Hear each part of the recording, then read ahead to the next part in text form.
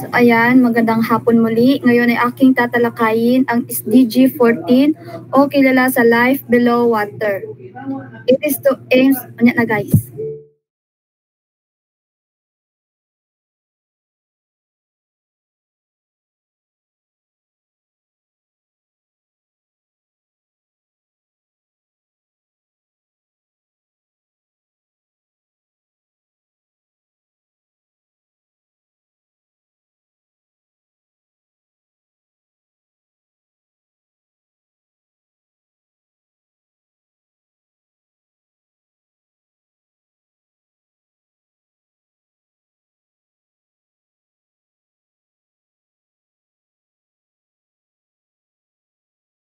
Sorry guys.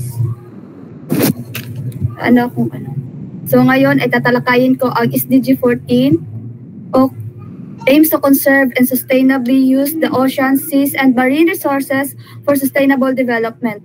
Ibig sabihin, layunin ng SDG 14 ay pangalagaan at gamitin ng maayos ang karagatan, yamang dagat, at dagat sa pamagitan ay sa tungo sa pangmatagalan na pangpunlad. Layunin to na iwasan ang pagkasira, labanan ang polusyon, labis na pangunguha ng mga isda, at iba pang pang-aabuso ng mga tao sa karagatan. Next slide. Next.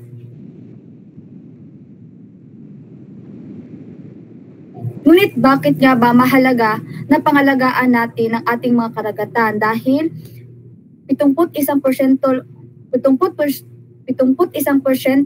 ay anyong tubig sa ating planeta at 16% rito ay tubig alat at 3.5% dito ay tubig na mga matabang tulad ng nasalawa, talon at iba pa. Next slide. Palungog ko guys.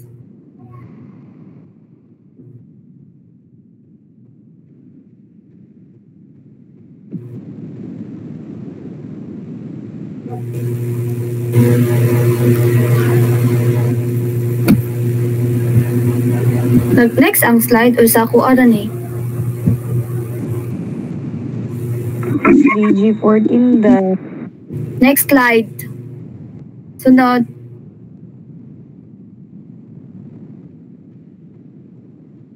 Please, Master, sa daw wala pa siya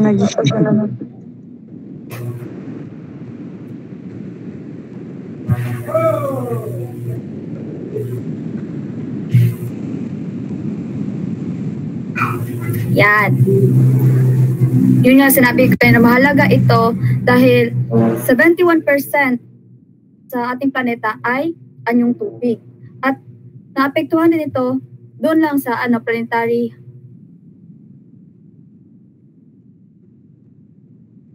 dito sa sa una na bago na po.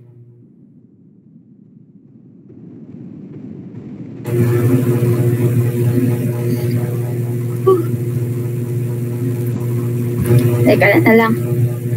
So, naapektuhan din ang planetary habitability dahil ang karagatan ay pinapalimig dito ang ating klima sa pamagitan ng pagsipsip ng init at ng carbon dioxide. Pangalawa, ang ating human well-being dahil nagbibigay ang karagatan ng pagkain at kabuhayan sa bilyong-bilyong tao dito sa mundo, lalong-lalo na sa mga taong naninirahan sa tabing dagat, tabing ilog, at iba pang mga anyong tubig.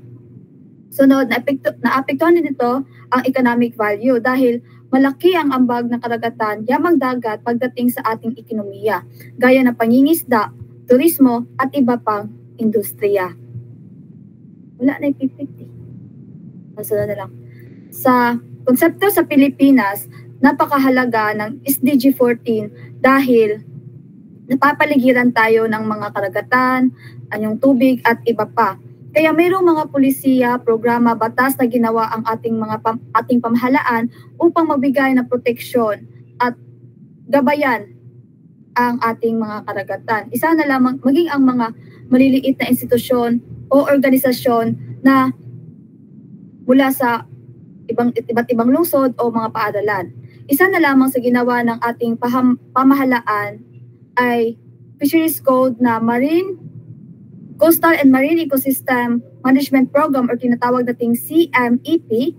Ito ay layunin nito na pangalagaan ang marine biodiversity, labanan ang polusyon, wakasan ang labi sa pangingisda, at ibalik ang sigla ng coastal habitat. Wala na lang maka-present sa guys, PPT.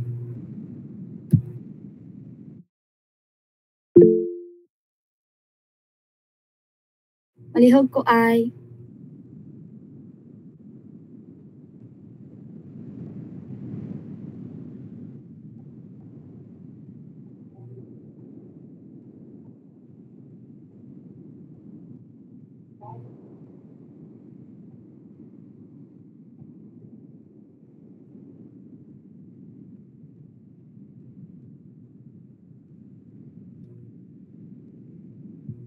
thank you, Aiza.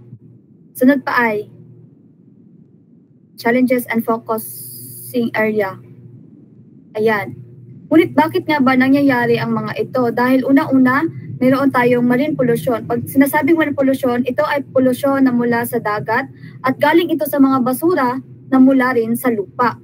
Sunod, overfishing. Ito ay ang labis na pangunguha ng mga isda tulad ng paggamit ng illegal na dinamita, pagtapon ng cyanide na chemical sa karagatan, at paggamit ng mga small na net, at kaya na paggamit ng mga nawawala nito ang balanse ng mga isda dahil pati mga bata ng mga isda ay nakukuha na at nawawala na o nag-iiba na ang balanse ng kanilang ecosystem kaya nakakaapekto ang sobrang pangingisda. Sunod,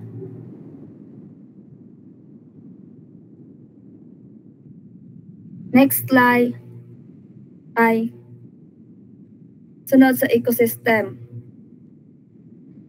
restoration. Programs like mangrove planting, projects aims to restore and reserve critical coastal habitats for marine species.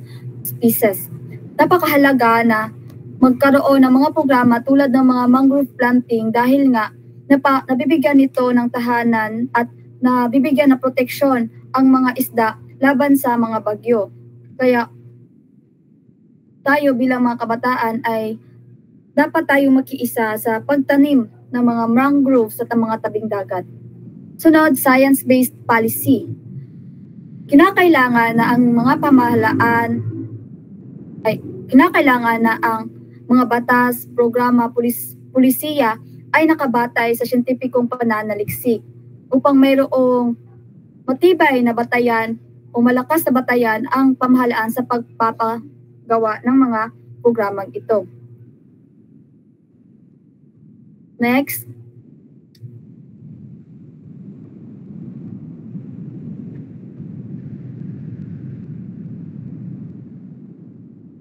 Ayun na lang siguro na ano na lang kay dire. Sige, thank you. Sunod, may ito ang mga batas na naggagabay o naging sandigan ng SDG 14 dito sa Pilipinas. Meron tayong Republic Act number 8550, the Philippine Fisheries Codes of 1998. Ang batas na ito ay tumutulong sa pagsasaayos ng pangingisda at pagprotekta sa ating mga yamang dagat. Halimbawa sa sinabi ko kanina ay ang pagbawal na paggamit ng dinamita at cyanide sa pangingisda. Dahil kapag ang mga mangingisda ay gumagamit ng dinamita ay maaaring maapektuhan ang mga tahanan o coral reefs ng ating karagatan at mawawala ang mga naninirahan dito ng mga isda at iba pang mga lamang dagat. Sunod, meron tayong pangalawang batas na Republic Act number 9003 or Ecological Solid Waste Management Act of 2000. Ang batas na ito ay tumutukoy sa paghihiwalay ng mga basura at pagtitipon ng basura upang maiwasan ang marine pollution sa karagatan. Sunod, meron tayong Republic Act 9275, Philippine Clean Water Act of 2004. Ang batas na ito ay tumatalakay sa pagkakaroon ng malinis na mga anyong tubig kabilang na ang dagat sa pamagitan ng regulasyon sa pagtatapon ng dumi o kemikal sa tubig. Pare-pareho lang sila, no? Sunod kay Republic Act 7586 National Integrated Protected Area System or NIPAS Act of 1992. Ang batas na ito ay nagbibigay proteksyon sa marine protected areas o likas na yaman sa ilalim ng dagat. Panglima, meron tayong Republic Act number 9147, Wildlife Resource Conservation and Protection Act of 2001. Ang batas na ito ay nagbibigay na proteksyon sa mga hayop na nasa ilalim ng dagat tulad ng pawikan at dugong na nanganganib ng nauubos. Kaya yan, marami pang batas na naging sandigan ng SDG 14 ngunit hindi ko na yun maisa-isa. Next.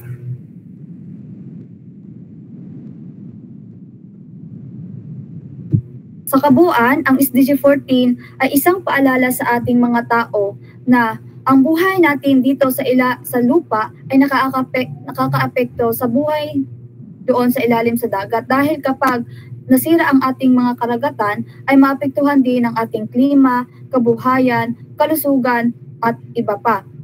At bilang mamamayan, kinakailangan na makiisa tayo sa mga programa pangkalikasan tulad ng pag-iwas ng pagtatapon ng basura kahit saan, pag-iwas ng paggamit ng plastic, pagprotekta sa ating mga baybayin, at iba pa. Tandaan, ang pangangalaga sa ating karagatan ay pangangalaga rin sa ating kinabukasan. Ngayon ay dumako naman tayo sa SDG 14, Life on Land, aiming to protect, restore, and promote the sustainable use of terrestrial ecosystem, manage forests sustainably, combat desertification, halt and reverse land degradation, and stop biodiversity loss.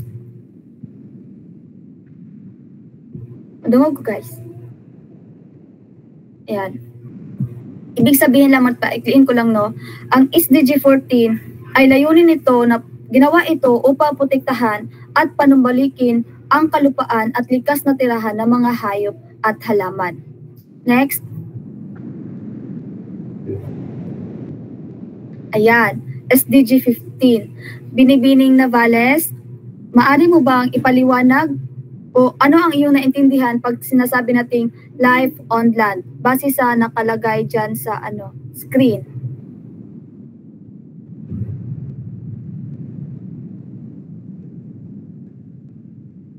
Binibining Navales, nandyan ka po ba?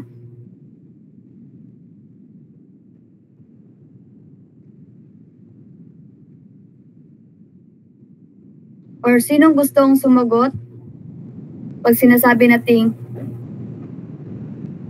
life on land o mayroong ideya? Na nakiningin sila kala.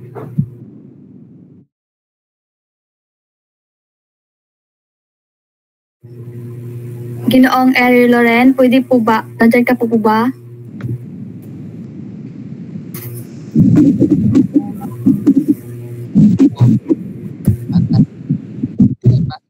Larawan, no? Base sa larawan days. Po sa iyong nababasa dyan. Ang ating pakikita, ito po ay tungkol sa pagkikibaka, laban sa mga illegal mining, illegal deforestation, no? Sapagkat ito po ay nakakaapekto sa saribuhay, no, ng mga nilalang, kabilang na tayo mga tao. Isa na rin, at bilang mga mag-aaral, bilang Sepian, naway gamitin natin ang ating mga boses upang tayo marinig na ipaglaban po natin ang karapatan ng bawat buhay, mga hayop, mga nilalang sa lupain at maging sustainable po tayo, no? Yun, labanan natin ang mga maling ginagawa ng mga illegal na mga gawain ito. Thank you. Ayan, tama Ginoong Loren, no? Tama ang ipagkakasabi na dapat nating protektahan at alagaan ang ating kalikasan. Dahil ito ay ang ating tirahan at para rin sa ating, hindi lang para sa ngayon, kundi para rin sa ating kinabukasan. Sunod.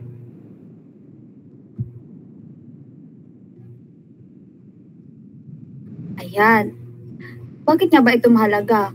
Mahalaga ito dahil mayroong tatlong aspeto: survival, climate change, at livelihood. Kung aking susumahin, mahalaga ang SDG 15 dahil ang lupa at kagubatan ay nagbibigay sa atin ng pagkain, tirahan, tubig, at iba pa nating mga pangangailangan. Isa rin itong proteksyon laban sa climate change dahil sinisipsip ng mga puno ang carbon dioxide. Kaya kapag nasira ang ating kagubatan ay maaapektuhan ang ating klima at kabuhayan. Next. Yan, sinabi ko niya kapag mahalaga ito dahil maapektuhan ang ating pangkabuhayan kapag nasira ang ating kagubatan, kabundukan, kalupaan, at ano pa bang tawag dyan. Next.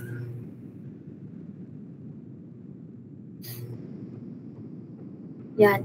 Yan, meron naman tayong mga batas na naging sandigan din ng SDG 15, no? Una na rito ang Republic Act number 7586, National Integrated Protected Area System, NIPAS Act of 1992. Ang batas na ito ay layunin na protektahan ang protected areas tulad ng kagubatan at kabundukan. Dahil ngayon, sa mga panahon ngayon ay mayroon ng deforestation, pagkakalbo ng kagubatan tulad ng sa Sierra Madre, di ba? Kaya napakahalaga na magkaroon ng batas upang mayroong managot sa mga pagkasira ng ating at pagkalbo ng ating kagubatan. Sunod na batas ay Republic Act number 9147, Wildlife Resource Conservation and Protection. Ito rin, mahalaga rin itong batas dahil nagbibigay ito ng proteksyon sa ating mga hayop at halaman na nasa panganib. Isa na sa mga halimbawa na rito ay ang Philippine Eagle, diba? Kapag mawawala iyon, ay maapektuhan ang ating kultura dahil ito ay ang ating pambansang ibon. Kaya napakahalaga na pangalagaan, ipreserba ang mga hayop na unti-unti na nauubos dahil rin sa kagagawa ng mga tao. Kaya kung sino man ang lumabag ay maaring mapasa ilalim ng batas na ito. Sunod, Republic Act number 9729, Climate Change Act of 2009. Ito ay tumutukoy sa paghahanda at pagre-responde sa epekto ng climate change. Sunod, Republic Act 9003, Ecological Solid Waste Management Act of 2000. Yun yung sinabi ko kanina na tinutugunan nito ang problema sa lupa sa pamagitan ng tamang pamahala ng ating basura. Next. Yan. Sige, ina natin doon ng video. So, as a human, how can you help? Sinong gustong sumagot? Wala po ba? Mr. Jean Butay? Nandyan po ba si Mr. Jean?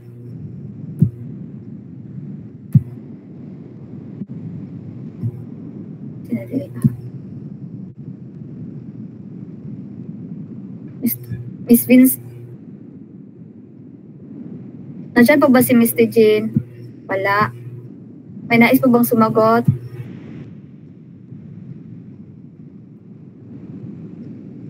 Miss Queenie?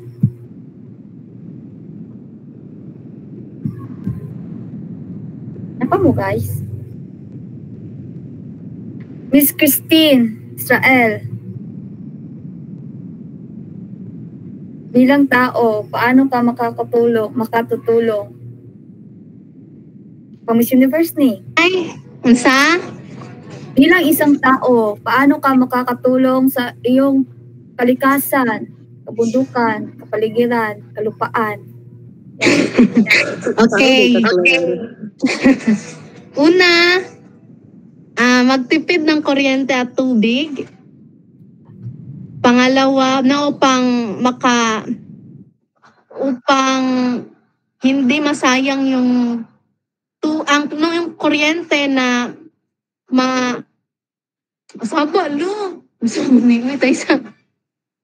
Mabilapil si Lolo Dragon, sir. Magtipid sa kuryente, no? Dahil sabi nga nung naunang reporter na ang kuryente ay malaki ang ambag sa taas ng climate change. Sunod ay magtapon ng basura sa tamang lalagyan, mag-segregate ng basura, ihiwalay ang mga nabubulok at inabubulok at recyclable materials. Gumamit ng, katulad ng sinabi ni Queenie kanina, mga eco-friendly na mga materials na kung saan ay maiiwasan ang paglaganap ng mga pollution at iba pang mga challenges na haharapin natin sa ating ekonomiya o sa ating bansa. Yun lang po. No, magaling. Tama ka. Dahil ang kalupaan ay pundasyon ng ating buhay. Kung mawawala ang mga puno, halaman, hayop, ay maapektuhan din ang ating pagkain, maging ang tubig at ang ating kalikasan, maging ang ating tirahan. Kaya dapat tayong makiisa sa pagtatanim ng puno at iwasan ang illegal logging at pangalagaan ng ating kalikasan. Diba? Tama ba? Tama. Next. Yan. Ginoong Brix Biron, nandyan ka po ba? Po! Ayan. Matay sa tanong dyan sa ating screen, how would you define peace? Miss Universe ka po niya.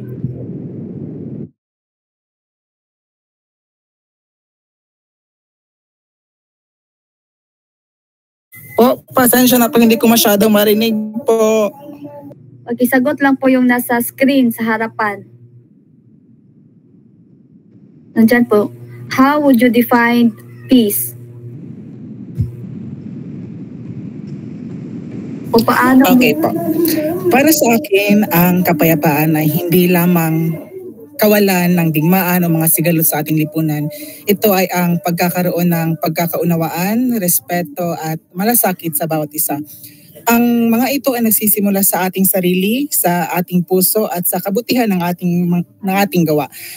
Para sa akin, ang tunay na kapayapaan ay naroroon kapag pinipilan natin na makipag-usap kaysa sa makipag-alitan, pagmamahal kaysa sa galit o hindi kaya pakikisa po para sa takot sapagkat tayo bilang kapwa ay naninirahan tayo sa iisang tahanan, ang ating mundo, kaya huwag natin hayaan na hindi tayo magkakaunawaan. Ayan, mahusay, tama, no? Yun ang layunin ng SDG 16. O Peace, Justice, and Strong Institution. Kung sa pinakamadaling salita, ang SDG 14 ay nagtataguyod ng mapayapa, makatarungan at matatag na lipunan. Next. Next slide. SDG 16 focus on promoting peaceful and inclusive societies by ensuring access to justice for all and building effective, accountable and inclusive institution at all levels. No? Dahil walang pag-unlad kapag walang kapayapaan at katarungan. Dayunin ng SDG 16 na wakasan ang karahasan, abuso at kawalan ng hustisya, lalong-lalo na sa ating mga kababaihan at kabataan. Next. Yan. Next pa. Ayan. Ay, dito pa di ay, sorry. Ayan. Halimbawa na lamang ito sa mga pang-abuso ay ang mga kaso sa domestic violence at sexual harassment. Kadalasan ito nangyayari sa mga kababaihan. Dahilan nito ay kakulangan ng proteksyon at takot na magsumbong. Pangalawa, mayroon ang korupsyon at katiwalian ay isa rin sa mga problema na naging dahilan ng pagtaguyod ng Peace, Justice, and Strong Institution. Dahil mga opisyal ngayon ay may mga opisyal na nagnanakaw ng pondo na dapat sanay para sa mamamayan. Ang dahilan, mahinang pamamahala at kakulangan ng transparency na ngayon kinahaharap ng ating bansa. Yan. Sunod ay kawalan ng hustisya. Tama. Ito ay mga kaso na mahirap na nakakulong kahit walang sapat na ebidensya. Oo. Dahil nga, kung sino yung nasa taas ay siyang nananalo sa hukuman. Kung sino ang mayroong pera ay siyang kinakakampihan. At may power o lakas na di ba kadalasan sa mag-studyoan. So, dahilan, kabagalan ng hustisya at kakulangan ng abogado para sa mga mahihirap. Kahit mayroon naman talaga ngayon, pero sa totoong buhay ay kung sino talaga yung may pera, sila talaga yung kadalasan na nagwawagi pagdating sa mga kaso. Sunod, meron tayong mga batas na naging sandigan din ng SDG 16 dito sa Pilipinas. Next. Ayan, meron tayong Republic Act number 9262. Muli siya guys sa Timan A. The Anti-Violence Against Women and the Children Acts of 2004 o tinatawag nating VAUC. Alam natin ito lahat. Ito ay nagbibigay ng proteksyon sa kababaihan at bata laban sa pisikal, emosyonal at sexual na pang-aabuso. Diba? Kadalasan kasing nagiging biktima ay ang mga babae dahil pinaniwalaan nila itong mahina. Kaya mayroong mga batas na nagtataguyod at nagproprotekta sa mga kababaihan, maging sa mga kabataan. Ibig sabihin ay ang violence ay hindi lang sa physical, kundi maging sa emosyonal at sexual na pang-aabuso rin ha. Susunod, Republic Act number 9710, the Magna Carta of Women. Ang batas na ito ay nagbibigay ng pantay-pantay na karapatan at oportunidad sa kabayan sa lahat ng larangan. Kaya ngayon sa panahon ngayon ay mayroon ng mga babae na pulis, mga babaeng kahit sinasabi ng panlalaki na trabaho ay nagagawin rin ng mga babae. Hanggang sa kaya nila ay maaari nila itong gawin. Hanggang sa wala silang tinatapakang tao. Sunod, Republic Act 11313 o mas kilala natin sa Bawal Bastos Law o Safe Space Act of Bawal Bastos Law. Ito ay ang laban sa panghaharas sa pampublikong lugar, paaralan o online. Guys, cybersex, yan. Yung pag-catcalling, yan guys, mga babae. Ang paalala, ang Republic Act number 11313 o Bawal Bastos Law ay hindi lamang para sa babae, kundi para rin sa lalaki at hanggang sa para rin sa mga lalaki. Kapag ikaw ay nabastos, ay maaaring mapasailalim sa batas na ito ang isyong iyon. Sunod, Republic Act number 9208, Anti-Trafficking in Person Act of 2003. Ito ay isang batas na lumalaban sa human trafficking o sa pilitang paggawa at prostitution. Yan. Next. I-play lang siya ay.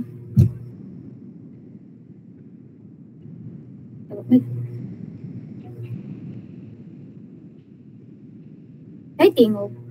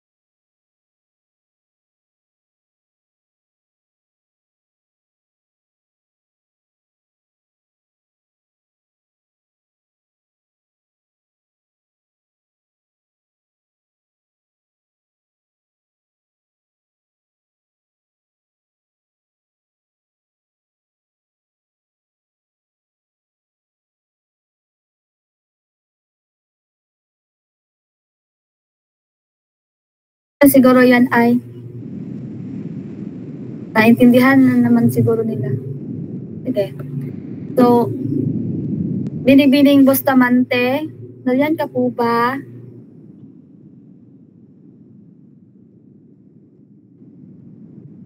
Binibini.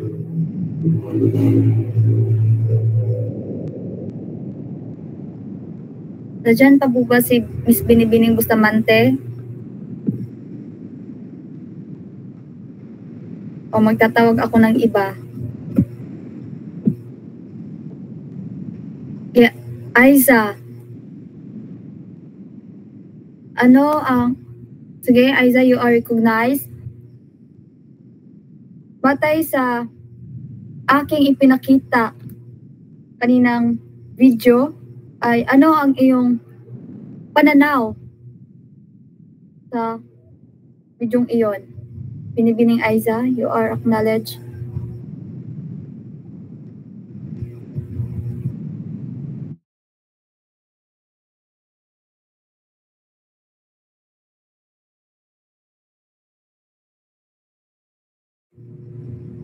Yes, Aiza. Mag-raise ka ng hand po.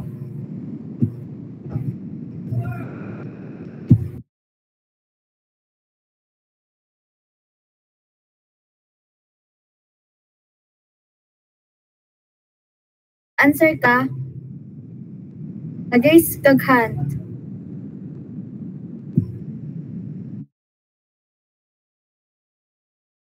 Sige, sige. Binibining Bustamante. Nakaroon, May. Pwede na po ba? Yun.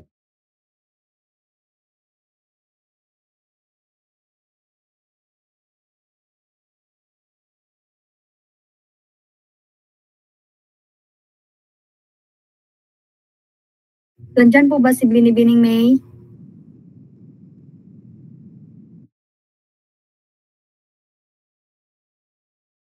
Sige no, i-conclude ko na lang. Sige. Ang SDG 16, wala ko nadunggan.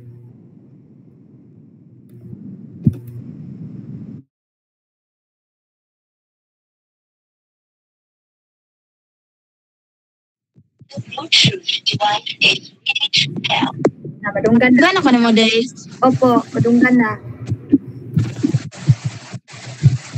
Saan yung pangutan na, Days? Nasa video ka, nakapas ka. Wala. O sige, ano yon? Pananaw mo na lang sa SDG 16. Peace, justice, and strong institution. Ang masasabi ko po sa SDG 16 no ay ang lahat ng tao ay may karapatan, katulad na ng sinabi mo kanina, yung mga Republic Act, katulad yung sa mga babae, yung sa VAUSI na mayroong mga Republic Act na nagpoprotekta sa mga babae at mga kabataan para may paglaban nila ang kanilang mga rights kapag ito ay nalabag na ng isang tao. Yun lamang po ang masasabi ko sa SDG 16. Ayan, tama si Binibining May. Ito ay ang pagtugon sa mapayapa, makatarungan, at matatag na lipunan. Sa kabuuan, ang SDG 16 ay nagtuturo sa atin na ang tunay na kaunlaran ay nakasalalay sa kapayapaan at hustisya at pagkapantay-pantay. Yun yung sinabi rin ni Ginoong Briggs kanina. Kaya dapat tayong maging responsable at makatao sa ating mga kilos dahil ang pagbabago ay nagsisimula sa ating sarili. Diba? Ang pagiging mabuti, maliit man ito para sa iyo, ay malaking ambag ito sa mga tao at bagay na nasa paligid mo. Yun lang po at maraming salamat.